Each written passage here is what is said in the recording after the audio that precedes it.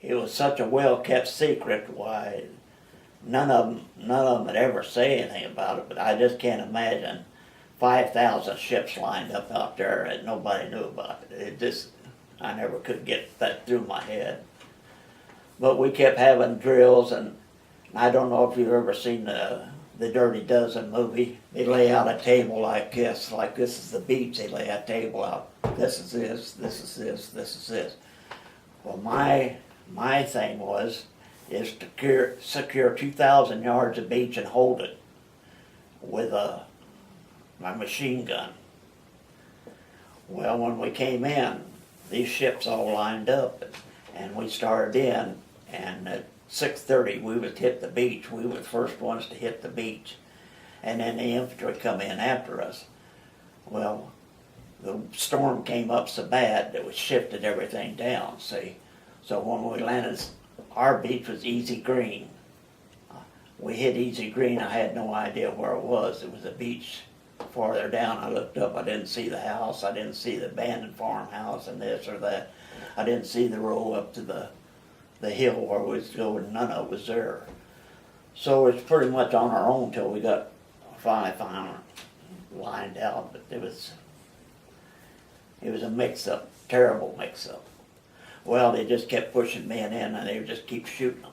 And if you ever heard a person get hit by a shell, why they hit it and it's a thud, you'll never forget it. It's just, and there was thousands of them lying there, 25,000 dead there, and they probably that up on top of the hill, but you couldn't see anybody shoot because you was straight up on a hill, and they was shooting down at you, and we was trying to get up it, and we was trying to, what our actual plan was, they had hedgehogs in there like this, and that was tear out the bottom of the landing craft. Well, we was to come in there and set a Tetratol charge right on top of that and blow that obstacle out, and all the way up so they could hit right in the beach. And that was always my concern, because we was going to be landing on a beach that was, the water wall was up there 3 football fields wide open, and you had that much beach to run through all this fire, you know. And that was really my concern. They said, well, the Air Force is going to come through there, and that's all going to be bombed. Well, it wasn't bombed. There wasn't a bomb hole. What they done when the Air Force come up, they seen all the shelling going on, and laid a black smoke, and that was over the beach, and they thought that was the beach because the storm was so bad. So they dropped all the bombs down that smoke line over there, and it was way 5 miles from where we were. So we tried to gather up and get this, what we were supposed to do, and we finally found out we wasn't going to do it because it's sending in too many men, and so we just started getting up, trying to get up the hill. And I finally seen a path going up there, but everything was personnel minefields either side, just blow you up fast you get in there. And so I finally got a path going up that way, and I worked my way up there, and I never seen any of these guys of my outfit there. We were all separated. So it's just about every man for himself going up there. And other end, where half these guys were on the other end, they couldn't get the infantry up theirs. So we just laid there and let them shoot back and forth on us. And finally they said, we've got to get up the hill or we're all going to be killed here on the beach. And so we got up to the top of the beach then, and that was, so we didn't get up that hill till nighttime before we ever got it secured up there. So they were something like 13,000 guys killed between 6:30 and 8:30 that night on that one beach. So you had to get rid of them. They stacked them up like, down on the beach they stacked them up, the bodies up like cordwood.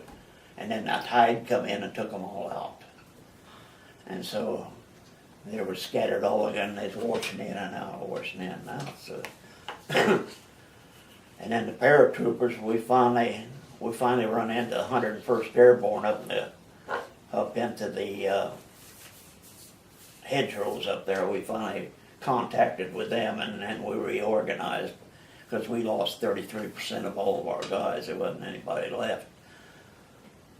So we still kept the 149th, and we got replacements in.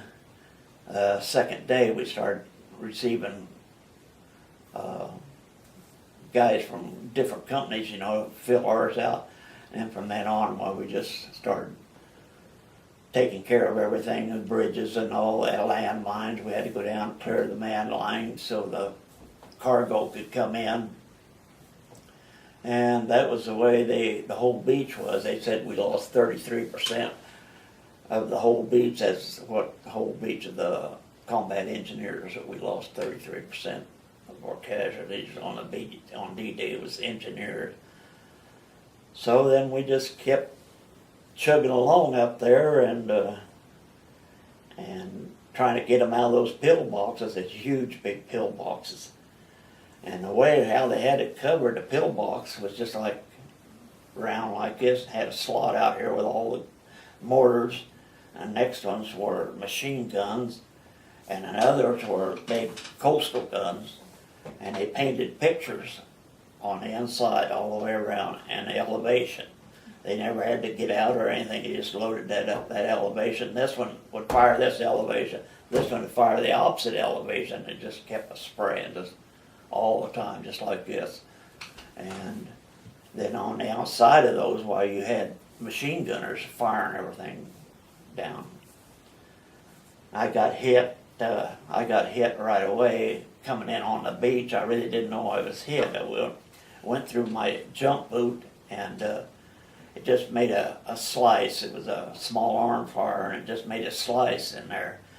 And I kept feeling sloshing, and I thought, well, I got water. Of course, I dropped off an 8 foot of water with all my equipment. It hollering, they screaming for medics all the time. There's so many laying there, and I went down there to the medics. I looked down there, and there's one with his arm blown off, and one with a leg open, and the other one laying down there with a hole in him, and I could see his heart beating. I said, this isn't the place for me. I'm not that hurt that way. So they filled it full of sulfur, and tied a band, put my boot back on, went back up. But yeah, it was a terrible disaster.